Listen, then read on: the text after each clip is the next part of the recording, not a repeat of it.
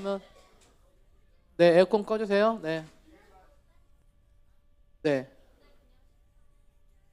어딜 뭘 10강을 해요, 갑자기? 아니, 갑자기 어떻게 10강을 해요? 네. 오늘은 그러니까 오늘은 전체 그냥 제가 대략적인 거를 쭉 가면서 특강이니까 네, 생명감 제작부는 저희 계약하면 계속 갈 거니까 걱정하지 마시고요. 네. 네. 자, 들으시면 됩니다. 아시겠죠? 자, 시작하겠습니다. 준비됐죠? 알레디 눈 크게 뜨고 눈 크게 뜨세요. 눈 감지 말고 눈 크게 뜨고 눈 빠지게. 누가 눈 빠지게 되나? 누가 좋아요. 자, 누가 크게 뜨더라? 눈 감지 말라니까. 눈 뜨세요.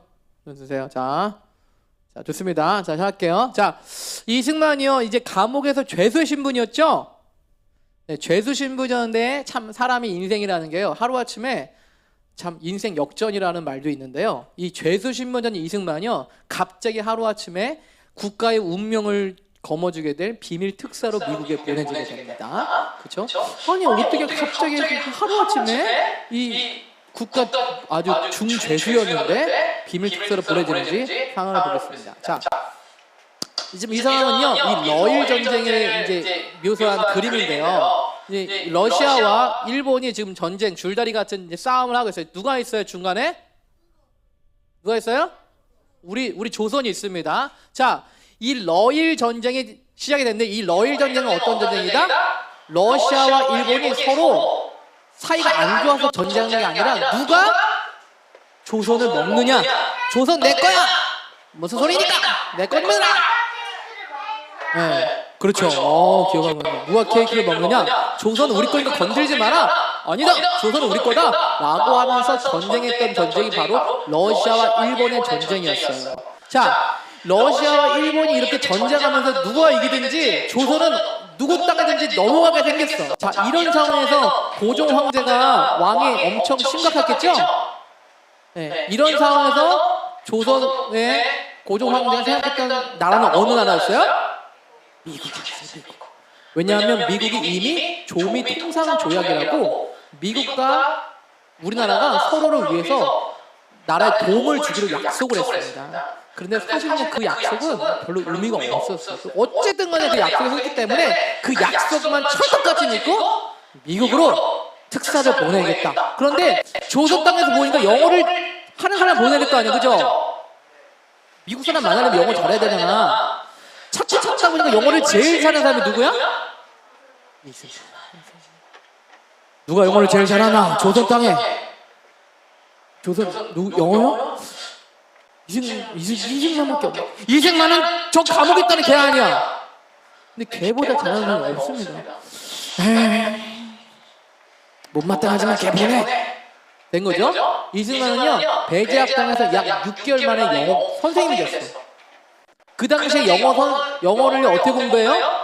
지금은 핸드폰 같이 이게 치면 나오죠?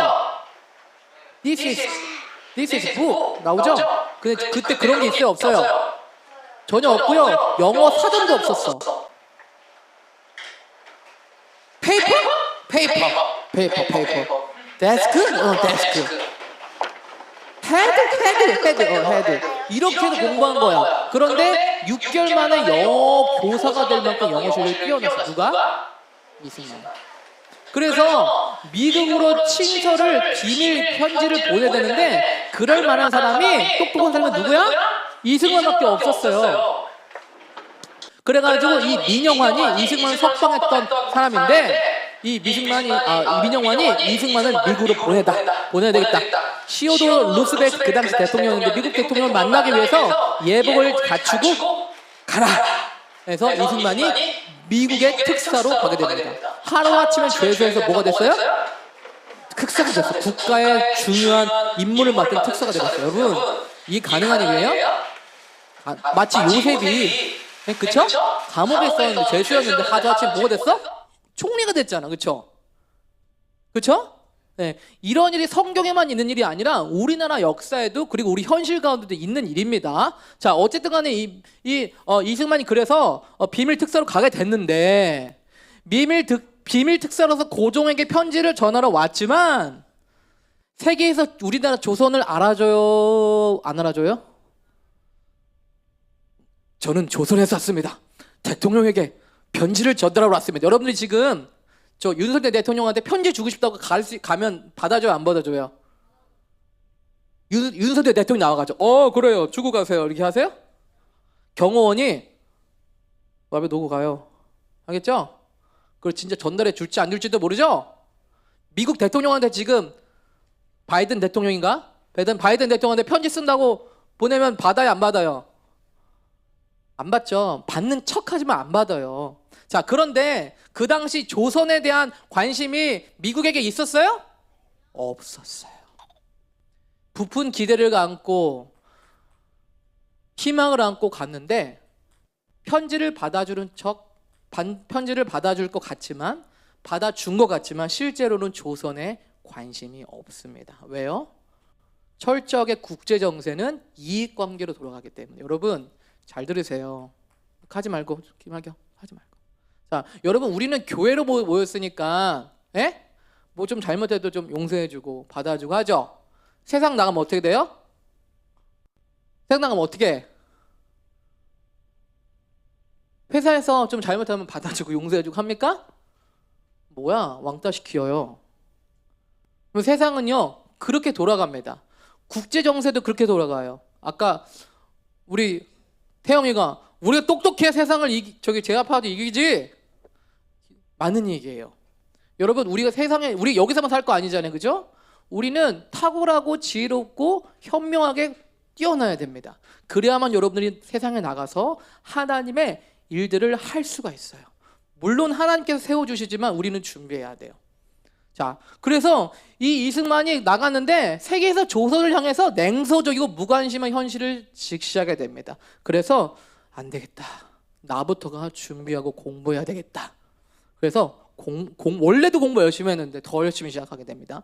자, 그래서 미국에 있는 이제 학교를 이제 가야 되겠다라고 하면 이제 가게 되죠. 그래서 이승만이요 이미 미국에 갈 때부터 선교사들로부터 19통의 추천서를 받아놨어. 참 철저하죠? 네, 이미 미국에서 공부할 거를 예상을 하고 생각을 하고 미국 특사로 가기 전에 선교사들로부터 19통의 추천서를 받았어. 치밀하게 계획을 했죠. 그래서 사실 미국이라는 나라는요, 이 대학교 같은 경우는 특히 그냥 공부만 잘한다고 좋은 학교 가는 게 아니에요. 어떤 뛰어난 어떤 그 경험이나 어떤 그 이력이나 어떤 특별한 일이 있어야 좋은 학교를 받아줘요.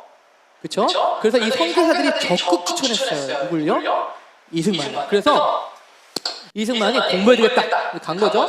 자, 이승만이 그래서 딱 갔는데 처음에 어딜 갔냐면 조지 워싱턴 대학을 갔어요. 조지 워싱턴 대학, 워싱턴 DC에 있는 이 학교를 갔습니다. 이승만이 가가지고 이렇게 얘기했어요. 저 죄송한데 저기 저 열심히 할게요. 저 진짜 좀 받아주세요. 저 진짜 공부하고 싶거든요. 그러니까 하나만 부탁할게요. 아니 누군데? 제가 진짜 영어도 잘하고요. 막 진짜 제가요 미국에 도움되고 하지 않고 이렇게 얘기했어요. 나 한국에서 아주 중요한 일을 했던 사람인데 나 시간이 없기 때문에 5년 안에 박사학위를 줄 수 있는지 없는지 말씀하십시오. 이렇게 딱 얘기를 했어요. 그러니까 몇 년까지 당황했겠죠? 아니 나 바쁜 사람이니까 5년 안에 박사학위를 줄 수 있는지 없는지부터 얘기하시라고요. 여러분 지금 입학을 하려는 사람의 말로서 이게 적당한 말이에요?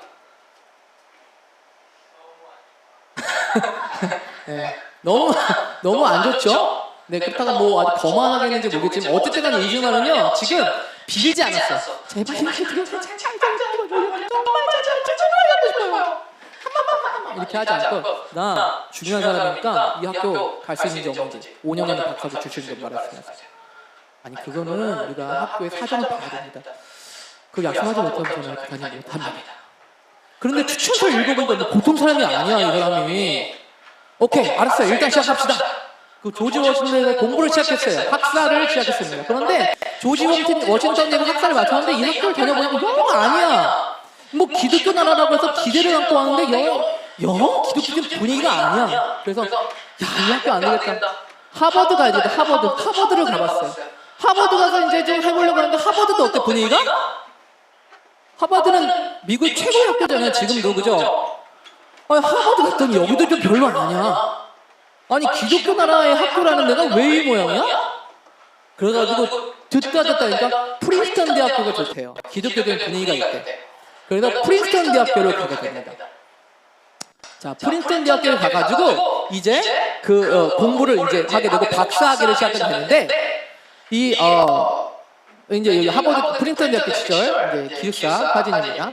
프린스턴 대학교에서 이제 박사학위를 받게 돼요. 그래서 학사, 석사, 박사를 약 몇 년 만에 끝냈어? 5년 만에. 여러분 미국에서도요 하버드 대학교를 가려면요 그 캘리포니아 주에서 한두 명 가요. 한두 명. 최고 인재들이 가는 학교예요. 그리고 거기 가서도 졸업을 하느냐 마느냐가 중요해요. 그런데 여기를 가고 학사, 석사, 박사를 가는데 몇 년? 5년이 걸렸어요. 미국에 있는 보통 엘리트들이 이 코스를 제대로 가면 약 12년이 걸립니다. 그런데 이승만은 몇 년이 걸렸어? 5년이요. 천재죠?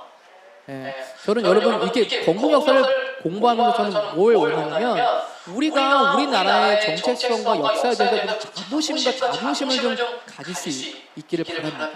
여러분 우리나라는요 하나님께서 은혜를 주신 나라인데 정말 자부심을 가질 만한 것이 많이 있습니다. 특히 건국 역사에서 그렇습니다. 자, 어쨌든 간에요 이 보통 최고 엘리트들이 12년이 걸리는 이 놀라운 이 교육 코스를요 약 5년 만에 다 맞춰버립니다. 그것도 당당한 사람이 되세요. 아시겠죠? 네, 여러분 어디 갈 때 제발 받아주세요. 제발 이렇게 하지 말고 나 정말 중요한 사람이에요. 여기서 공부해서 중요한 일 할 겁니다. 이렇게 그죠? 여러분 중요한 사람이에요?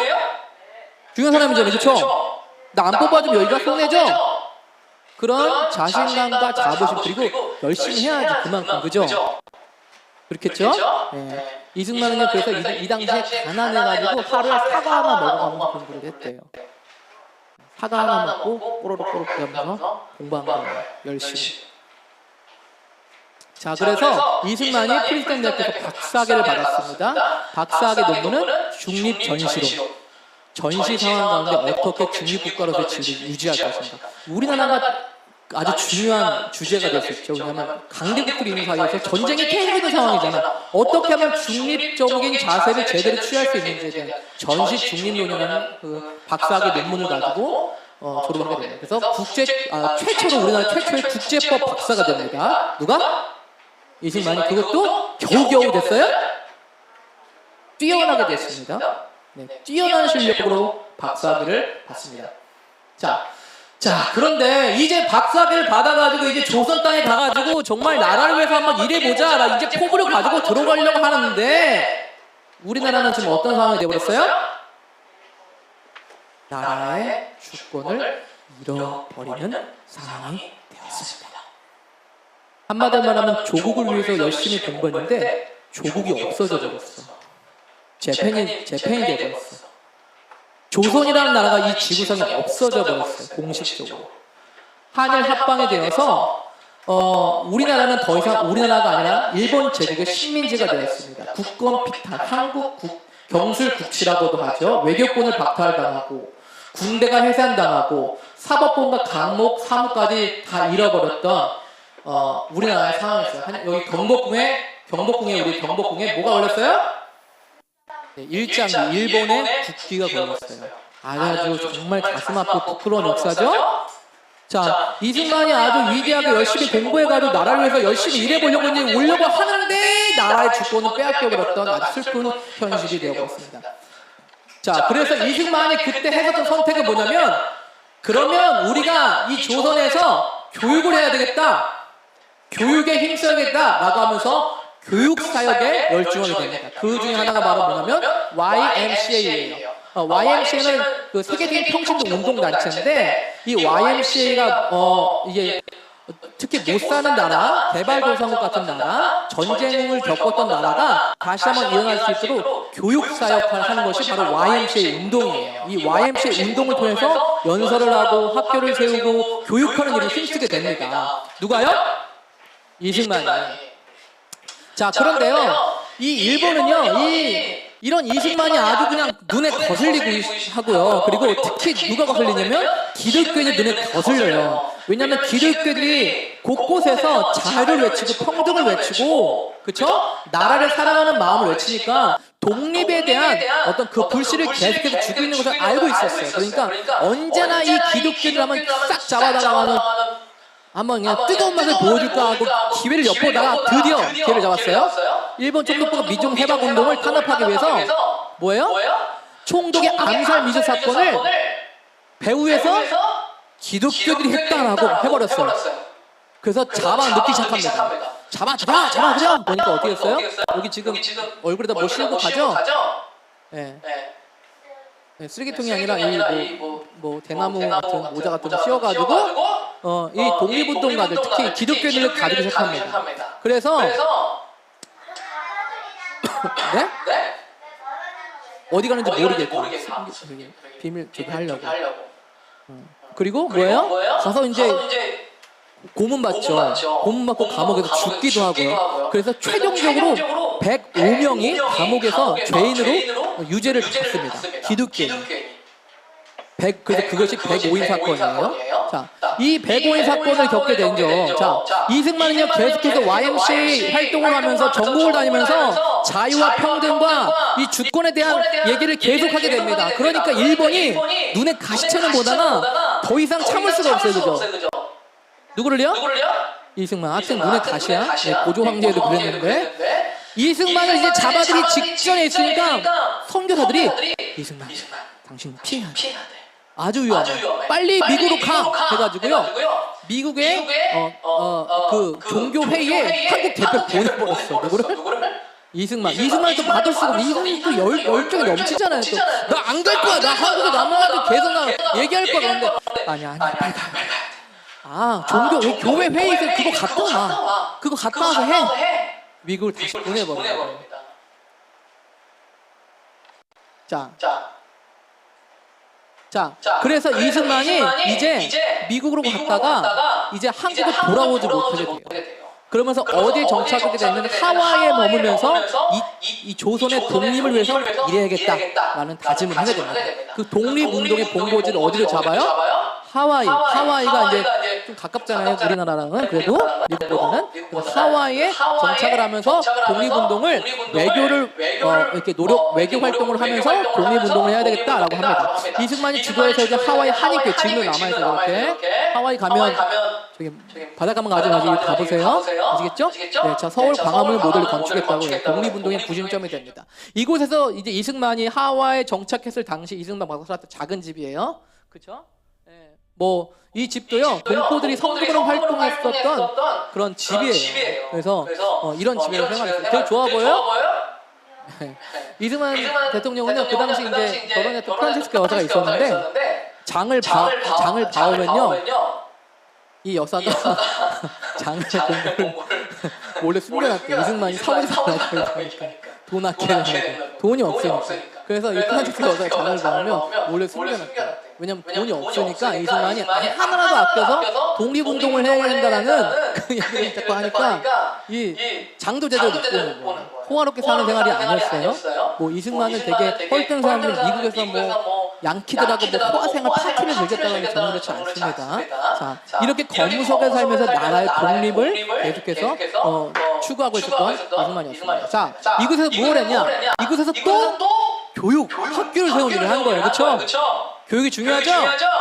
자, 이승만의 탁월한 성견 지명과 지혜는요, 이 땅의 인재들을 길러내야 된다. 교육에 살아야 이 나라가 미래가 산다라는 것을 영원히 잘 알고 있었어요. 그래서 하와이에서 한인 중앙학원을 열어서 이 교육하는 일이 힘쓰게 됩니다. 특히 이곳에서 누구를 받아들였어요? 여성들을 받아들였어요. 지금 여기서 여성들이 더 많죠? 여기도 지금 여성분들이 더 많잖아요. 근데요 그 당시 학교는 여성이 제대로 된 교육을 못 받는 시대였어요. 유교적인 잘못된 사상 때문에 여성들이 제대로 된 교육의 기회를 받지 못하고 있었어요. 네, 물론 남자들도 받고요. 자 그런 그 이승만이요 최초로 남녀공학 네, 남녀공학 이거 여자예요? 치마 입는 건 여자예요 남자 아니에요?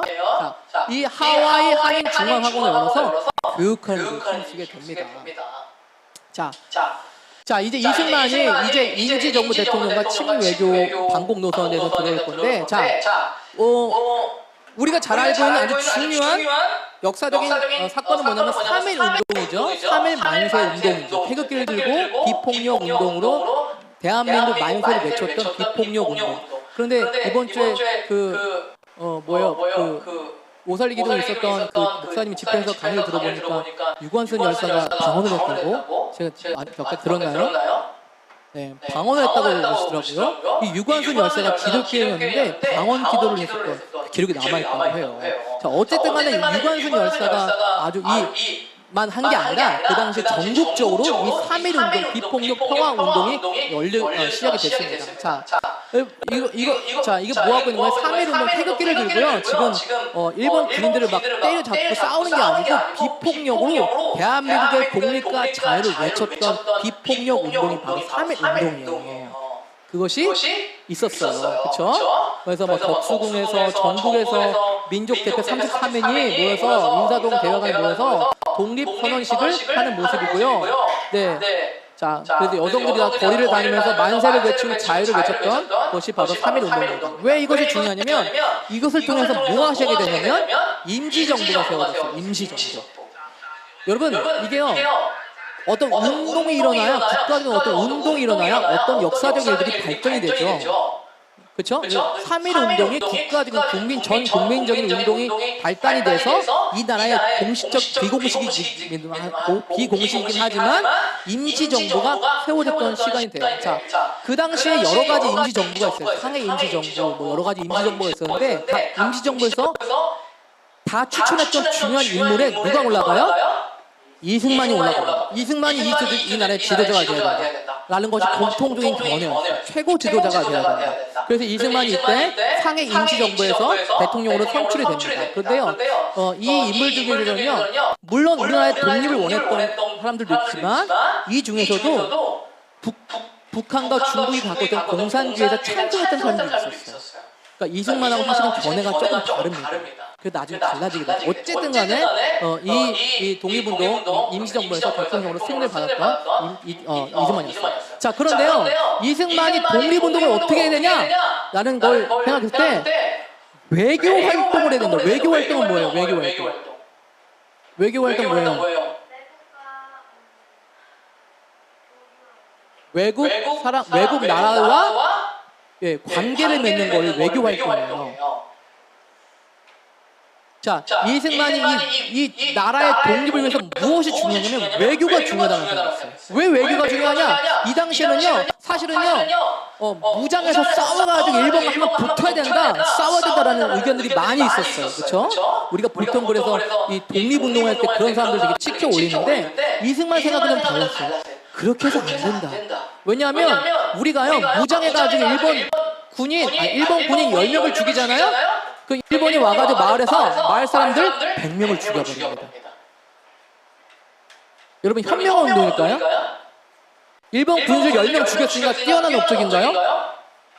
물론 그게 의미가 있을 수 있지만 일본은요 10배, 100배로 되갚아버려요. 그러니까 현실적으로는 그게 가능하지 않는 거예요. 그래서 뭐냐면 외교 활동을 한다고 생각을 했어요.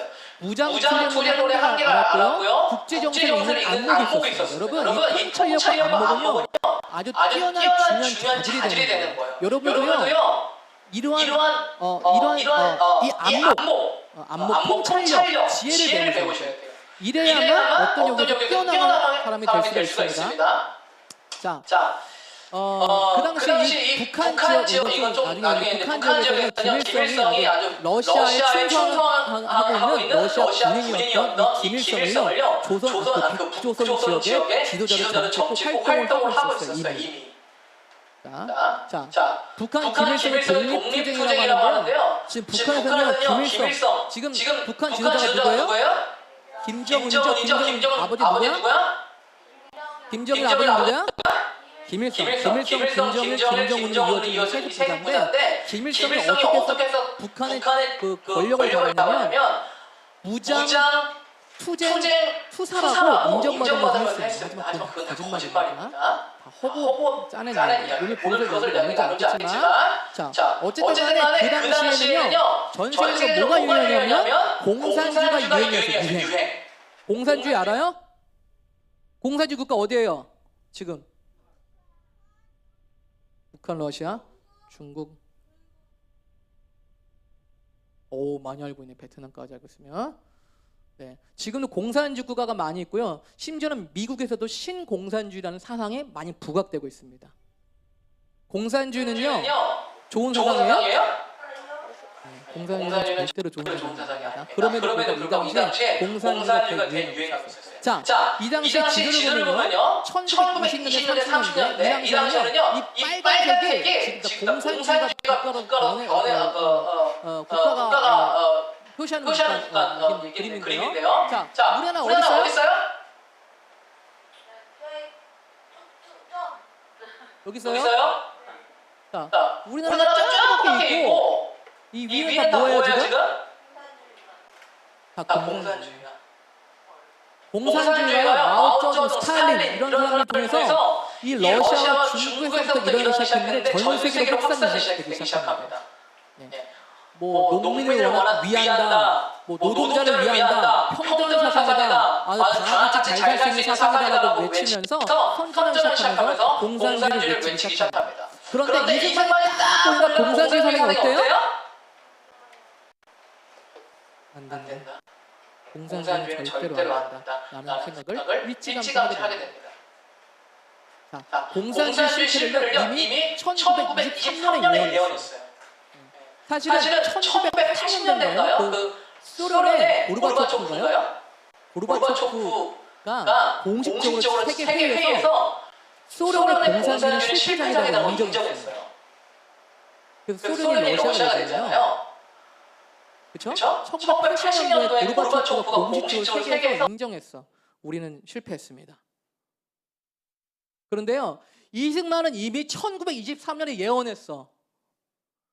전 세계 지식인들이 소련 공산혁명을 내년에 열광했어요. 우와, 공산주의 진짜 괜찮다. 다 같이 잘 살 수 있겠다. 평등하겠다. 자유를 주겠다. 노동자들과 농민들이 잘 살 수 있겠다라고 외쳤어요. 분위기가 아주 뜨거워졌어. 그런데 이승만은 어떻게 했어요? 공산주의 절대 안 된다. 공산주의 실패한다. 다음과 같이 얘기했어요. 첫 번째 뭐예요? 공동재산, 공동분배 얘기하는데 재산을 나누면 근로의욕이 꺾인다. 두 번째, 기업가를 없애면 혁신이 이루어지지 못한다. 그다음 세 번째, 지식인을 없애면 모든 사람이 우매해진다. 네 번째, 종교로서는 도덕이 타락한다. 다섯 번째, 소련을 조국으로 믿으면 배반당한다. 이것들을 얘기하면서 공산주의는 절대로 안 된다. 그리고 심지어는 이렇게 얘기했어요. 자기 가족 중에 공산주의자가 있으면 관계를 끊어라. 너무하지 않나요? 근데요, 이승만은요 철저하게 이때부터 완전히 날을 세면서 공산주의에서 대적하기 시작합니다. 자, 그래서 이렇게 뭐 똑같은 얘기고요. 자, 공산당의 당부당, 아주 부당하다, 안 좋다라는 논설을 쓰고 글을 쓰면서 사람들에게 알리기 시작합니다. 그렇죠? 자, 계속해서 이 나라의 주권을 빼앗긴 미국에서 기약 없는 외교, 구비위원부를 두고도 외교 활동을 계속하는 이승만이에요. 나라의 주권을 찾고자 계속해서 사람들을 만나고 설득하고 사람들에게 얘기하고 주장하는 활동들을 계속하게 됩니다. 자, 그런데 이 당시에 이승만이 또 뭘 얘기하냐면 이 당시에 미국과 일본은 아주 베스트 프렌드예요. 베스트 프렌드. 그렇죠? 일본과 미국은 베스트 프렌드야. 지금 우리나라 일본의 주권을 빼앗겨 있잖아요. 그렇죠? 그러니까 주권을 빼앗겨 있는 상태인데 사실 미국이요, 일본이 우리를 빼앗는 것에 대해서 어떻게 보면 허락을 했어. 상태였어요. 자, 어쨌든 간에 일본과 미국은 베스트 프렌드였는데 이 당시에 이승만이 이렇게 얘기하기 시작해요. 미국 사람들 잘 들으세요. 당신들 미국 사람들 좋아하시는데 일본이 언젠가 당신들을 칠 겁니다. 그 이승만이 나름대로 미국에서 인지도가 있고 좀 학식도 있고 박사학위를 받으니까 아우 이승만 하면서 뭐 친구가 지내는데 갑자기 이승만이 맨날 얘기를 하는 거야. 당신들 일본 사람들 믿지 마세요. 일본이 언젠가 당신을 칠 겁니다. 뒤통수 칠 거야. 에이, 당신들 그 주권 빼앗겼다고 너무 막말을 막 하네. 그 일본은 우리 친구야. 그리고 일본은 우리 말 잘 듣는 애들이야. 우리가 말 한마디만 꼼짝 못해. 그렇게 얘기를 했어요. 근데 이승만은 진지하게 얘기합니다. 일본이 언젠가 당신들의 뒤통수를 칠 겁니다. 에이, 알았어. 또 얘기해요. 일본이 언젠가 당신들의 뒤통수를 칠 겁니다. 그만하라고요. 그런 얘기. 듣기 싫으니까 그런 얘기 하지 말라고. Shut up. 일본이 언젠가 당신들의 뒤를 칠 겁니다. 아무도 믿어주지 않고 독립에 미친 늙은 노인네라고 취급을 받았어요. 여러분, 그런데요. 이승만이 이 Japan Inside Out, 일본의 가면의 실체라는 글을요. 1941년에 썹니다. 그런데 얼마 있지 않아서 일본이 베스트 프렌드인 미국, 하와이 알죠? 하와이에 있는 진주만이라는 섬 지역에 미국 군함이 있었는데 갑자기 평화롭게 휴일을 보내고 있는, 술 마시고 맥주 먹고 뭐 음식 먹고 파티하고 바베큐 먹고 있었는데 갑자기 뭐야? What's that?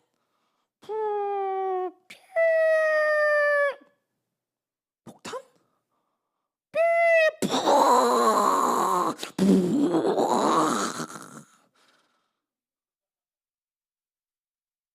지금 자기네가 당하고 있는 일을 도저히 믿을 수가 없어. 미국 군함 함대가 있는 이 본부까지 날아와서 웬 비행기들이 폭탄을 쏘기 시작했어요. 지금도 미국인들한테는 이 진주만 폭격이 나라의 수치예요.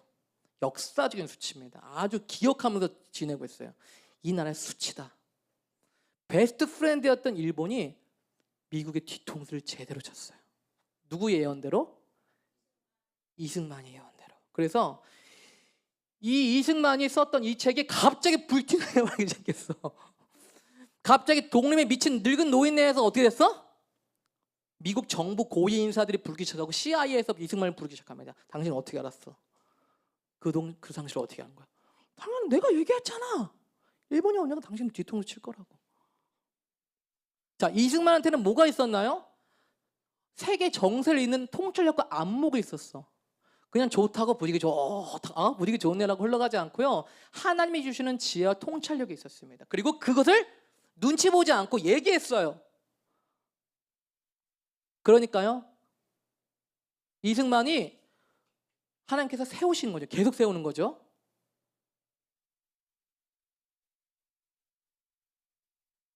이승만이요, 왜 일본이 미국을 칠 거냐면 천황 중심의 신비주의로 출발해서 극단적 애국심을 결합된 일본인의 특수한 전쟁 심리를 파헤친 저서예요. 그냥 칠 거다.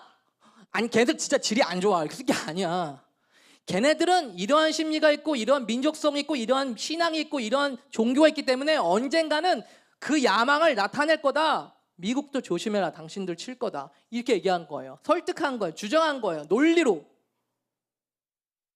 그러니까요, 이때부터 이제 이승만은요, 미국에서 유명 인사가 돼버렸어.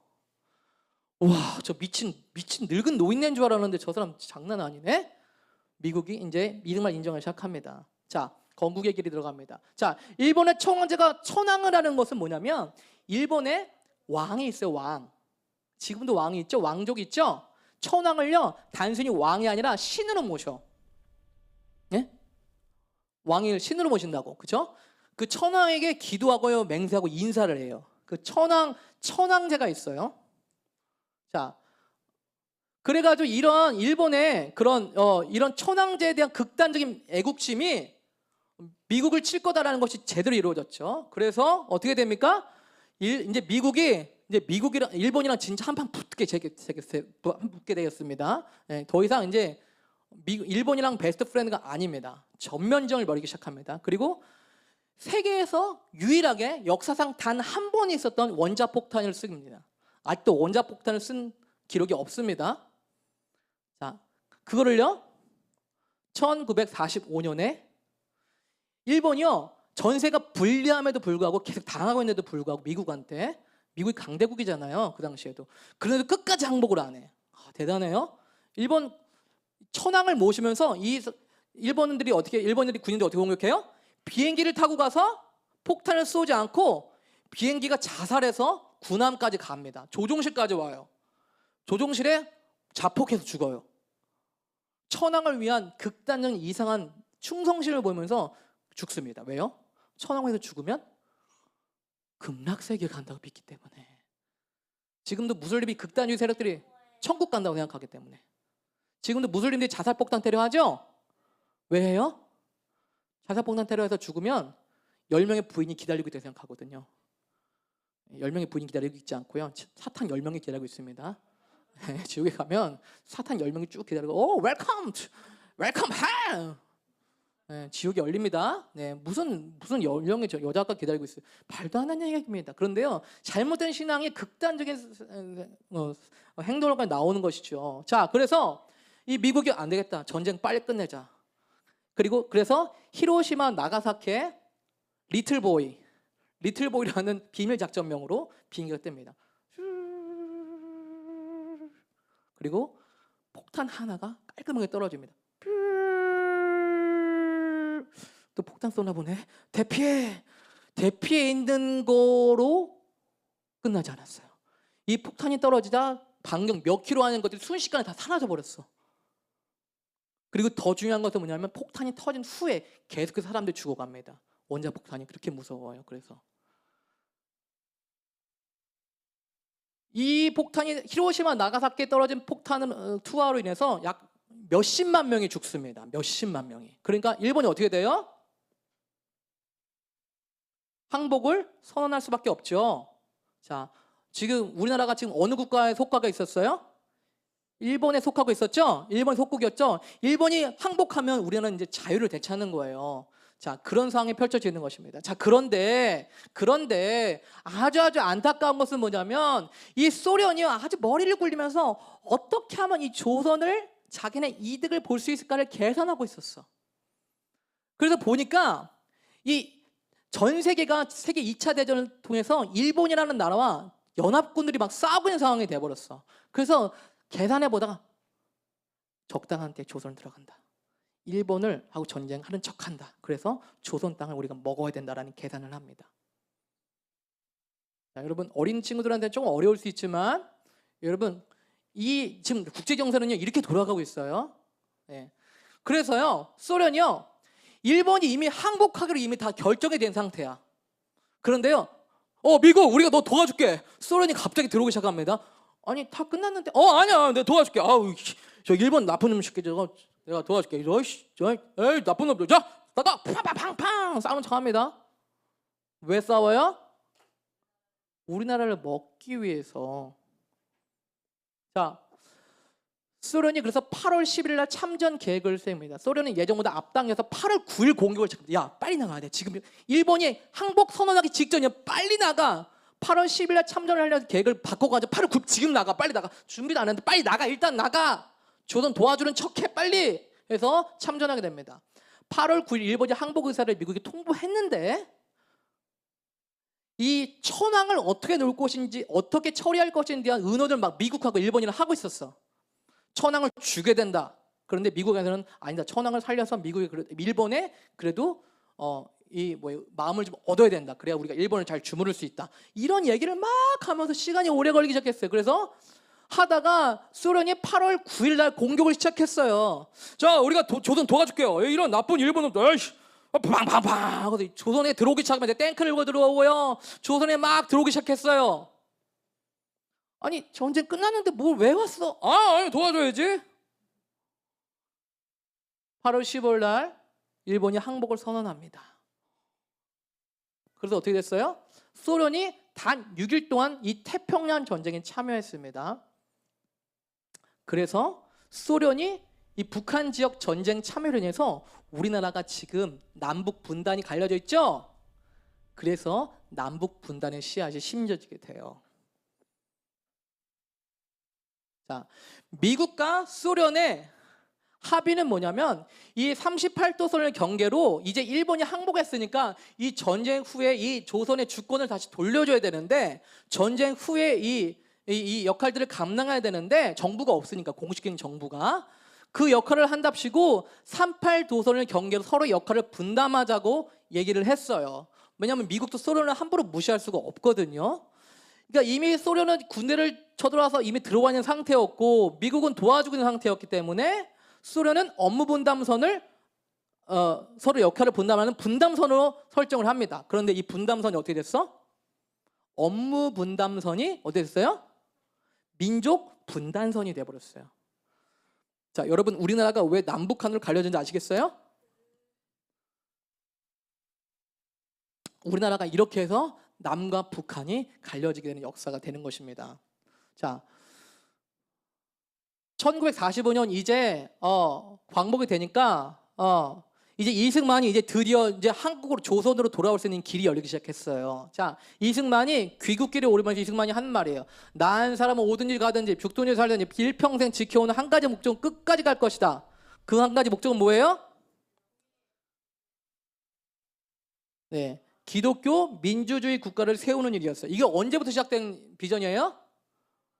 네, 감옥에서부터 시작된 일이죠. 네, 감옥에서부터 시작된 일이 드디어 실현이 될 수 있는 상황이 됐습니다.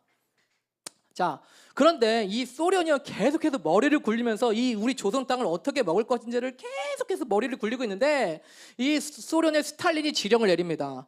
한반도 이북 지역에서 소련의 정치, 경제, 군사, 사회적 이익을 영구 지킬 인물로 구성된 친소 소련과 친밀한 정권을 수립해라.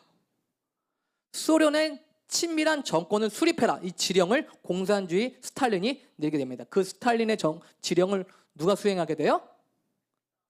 김일성. 김일성은 지금 있는 김정은의 할아버지예요? 아닌가? 맞죠? 네, 할아버지. 네, 할아버지 김일성이 1950년 3월 30일 4월 25일 소련이 제공한 특별기를 타고 모스크바를 방문합니다. 스탈린을 만나는 모습이죠. 네.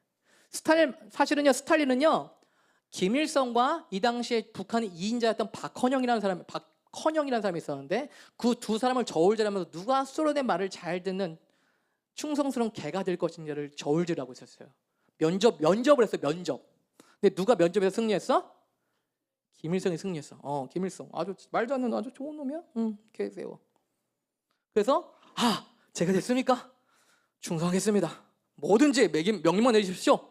대신 저를 지원해 주십시오. 오케이. 너 지원해 줄게. 하면서 스탈린이 지원해 주기 시작합니다.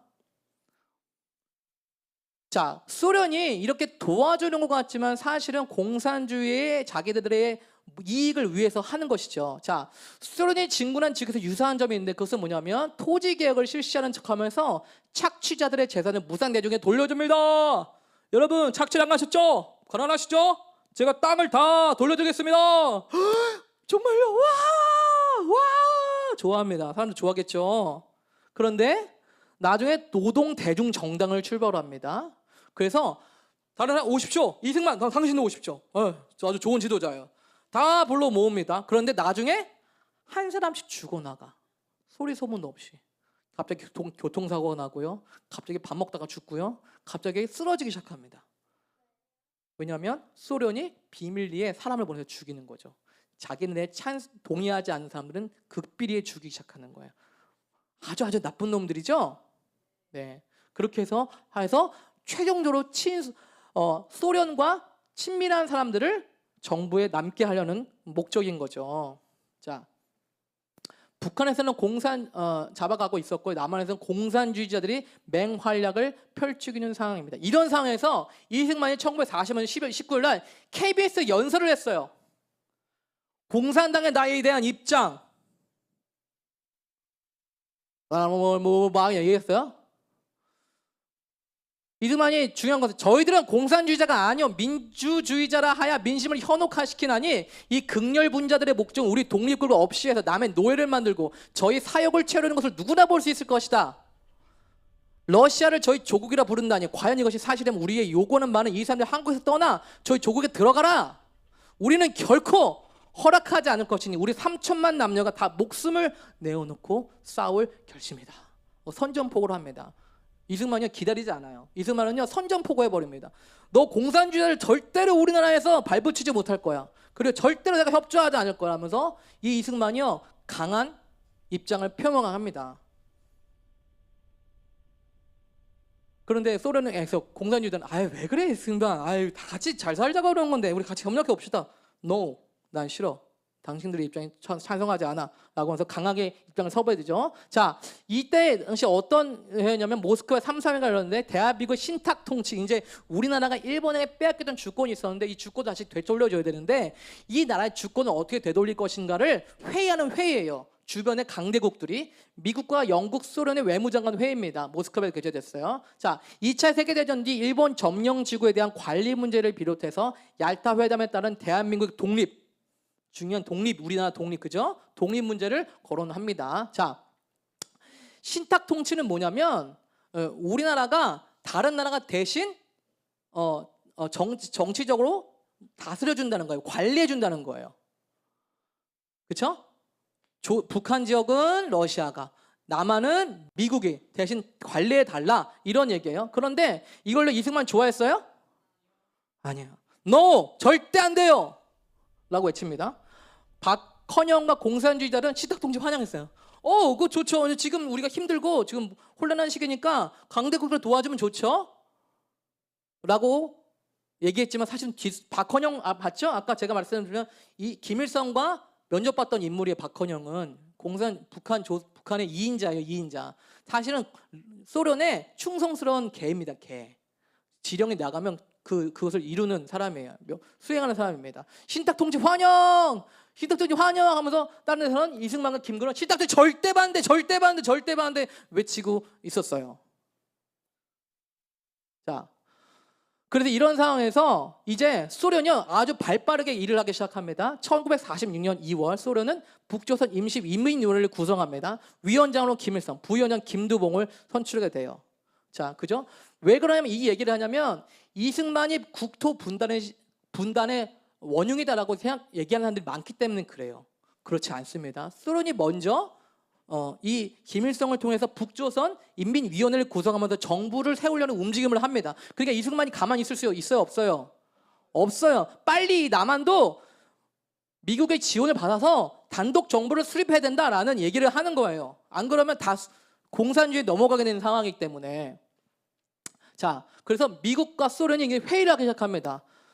자, 1946년부터 17년 10월 20일까지 한반도 임시정부를 수립을 지원하기 위해 미국과 소련이 개최한 회의입니다. 자, 그런데요, 사실은요, 소련은 이 북한을 도와주는 척하고 있지만 실제로는 북한 지역을 먹으려는 계획을 갖고 있었어요. 하지만 미국은요, 사실 우리나라에 대한 관심이 없었어. 왜냐하면 진짜 우리나라를 먹고 싶은 마음이 없었기 때문에 어쩔 수 없이 그냥 돌봐주고 있는 상태였어요. 그러니까 미국은요, 건성건성해요. 처리합시다. 근데 소련은 적극적이야. 이 도와줘야지. 이 나라 이거 나만 내버려두면 안 되지. 우리나라 사람들이 보면 누가 더 좋은 나라 같을까요? 그래서 소련을 해방군이라고 얘기하고요. 미국 군은 점령군이라고 얘기를 합니다. 우습죠? 네. 소련은 들어가면서 당신들을 도와주러 소련군이 왔습니다. 당신이 이제 자유입니다. 라고 외치고요.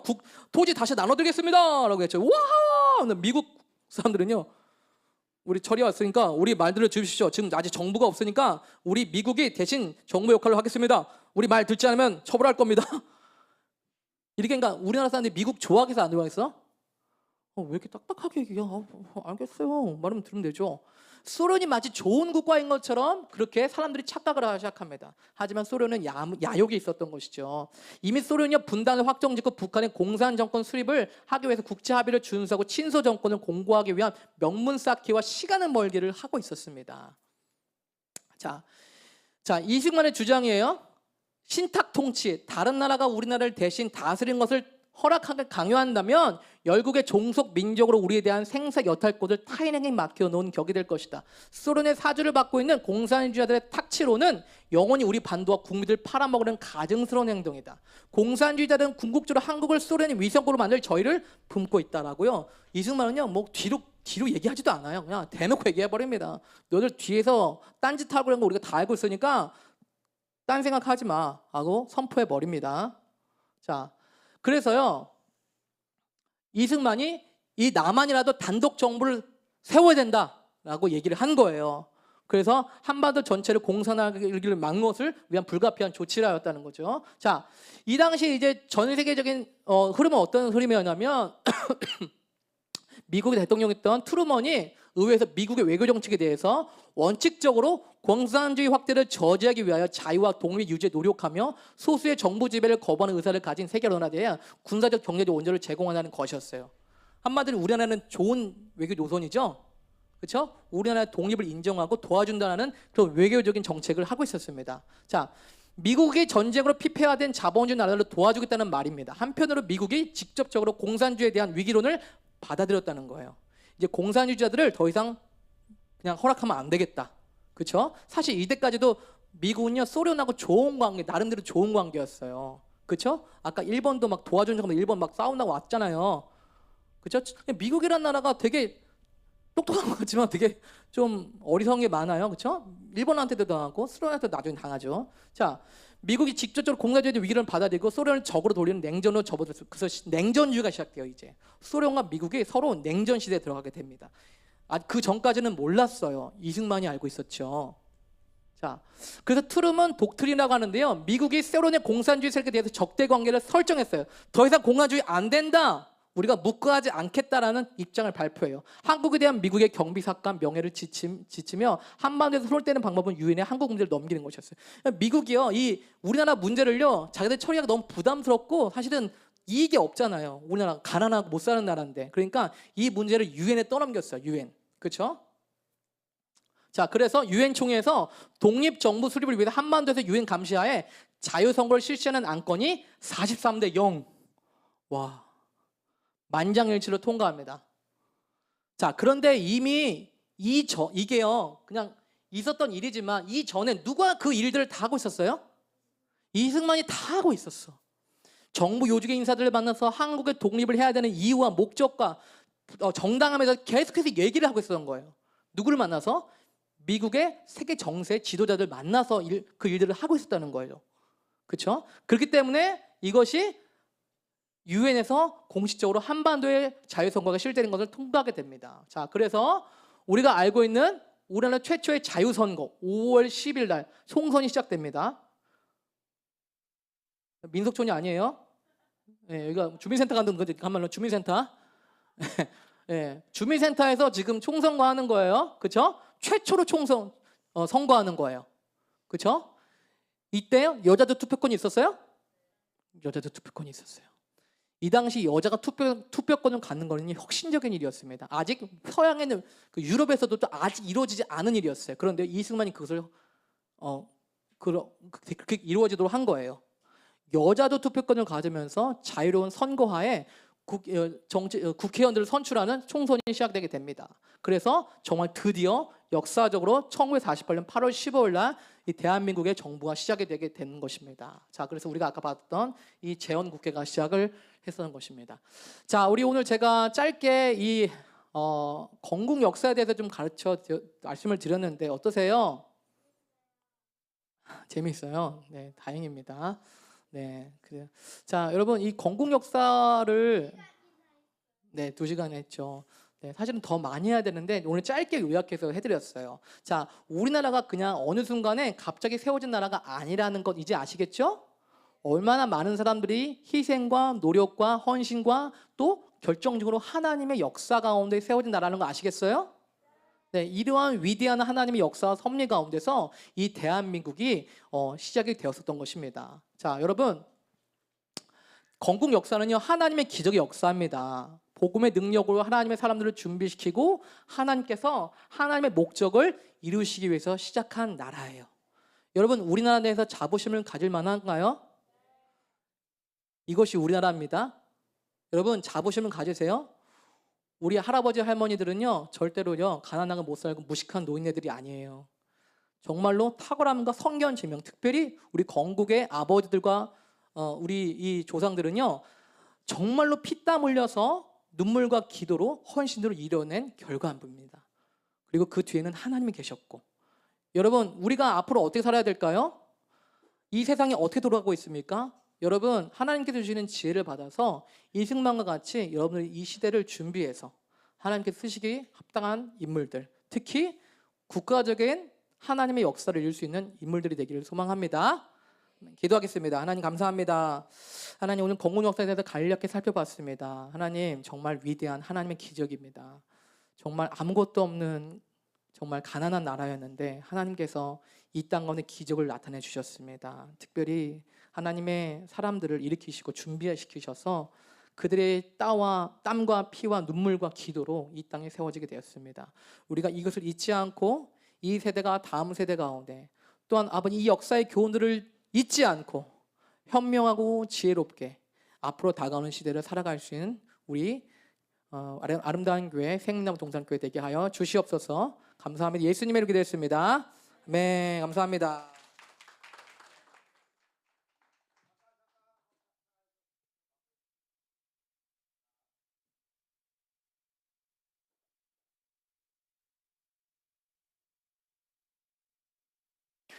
할렐루야, 할렐루야. 예, 자, 우리 아이들 다 앉아서 듣고 있는 우리 자녀들에게도 큰 박수로. 와, 너무 훌륭하죠? 다시 한번 우리 김성철 목사님 강의해 주시냐고 수고 많이 하셨는데 다시 한번 박수 한번 드리겠습니다. 정말 눈물이 납니다. 이 대한민국이 어떻게 이렇게 세워졌는지 우리가 몰랐는데, 목사님 짧게, 우리가 학교에서는 이거를 16주 과정으로 아이들에게 아주 상세하게 다 알려준 거를 1시간, 2시간 만에 다 하려니까 너무 그냥 수박 겉 핥기로만 했는데, 기회가 되면은 요 강의들 한번 좀 오픈해 가지고 많은 사람들에게 이 대한민국에 대한 자부심, 이 대한민국이 어떻게 세워졌는지, 그리고 우리는 숙제를 받았습니다. 우리 자녀들이 이 아이들 중에 그런 아이들이 나오기를 기도합니다. 예, 대한민국이 다시 한번 하나님의 나라로 세워질 수 있는, 동양의 나라 중에, 아시아 나라 중에 대한민국처럼 이렇게 신앙생활을 마음껏 할 수 있는 나라가 있어요, 없어요? 없어요. 그것은 사실 우리 많은 믿음의 선배님들이 이렇게 헌신하신 것입니다. 할렐루야. 너무 감사하죠. 여러분들, 우리가 이곳에 있기까지, 또 이렇게 살기까지 누구의 헌신을 있었다는 것을 우리가 기억하지 못한다면 우리는 이 귀한 것들을 그냥 아주 가치 없게 버리게 될 거예요. 근데 우리가 그 가치들을 한번 다시 기억하는 시간들이었습니다. 할렐루야. 그래서 여러분들 꼭 기억하시길 바라겠고요. 자, 이제 이후에는 우리가 이제 저녁 식사를 먹고 또 좀 쉬었다가 우리 하나님 앞에 예배 드리면서 또 함께하는 시간 갖겠습니다. 자, 우리 주님께 영광의 박수 올려드리겠습니다. 할렐루야. 네, 방송 꺼주시면 됩니다. 네, 네, 공지사항. 네, 잠깐, 미안, 공지사항. 지금 몇 가지 공지사항이 있는데.